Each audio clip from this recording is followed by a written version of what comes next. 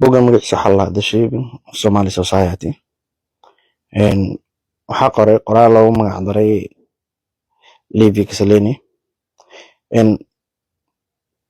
In this book waxaa rabaa inaan iga tuso xog ku qoran aanu badankeen dhalinyaro ahaan aanan ka warhayn.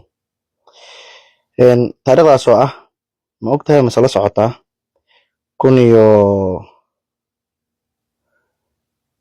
1897 dagaal dhacay oo lagu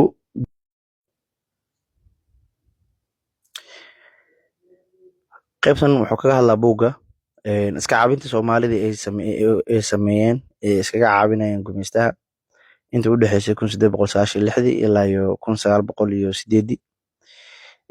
Sidoo kale waxaa jira dagaal la dhihi jiray ama loogu magac daray Axad Sheikh lagama wada Chechi oo ah nin Talyaani sargaal ciidamada Talyaani hogaaminaya dagaalkaas dhintay asigaa loogu magac daray.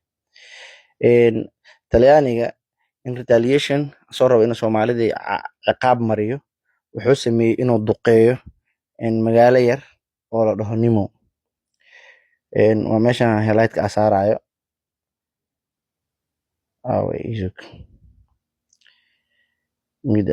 small town of coastal village of Nimo.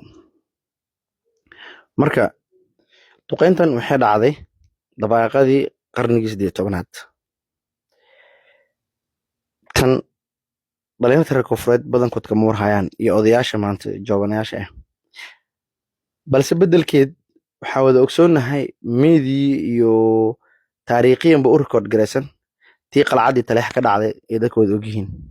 Maxay tahay sirta ka dambeysa intana la duugo mid ka dambeysay oo dhacday qarnigii 19aad bilowgiisii taariikhda ku beegan 1920kii duqeyn dhacday in koonfur dhan laga wada ogyahay tii koonfur ka dhacdayna oo Talyaani jab badan ka soo gaarana aanan faham badan laga haysan.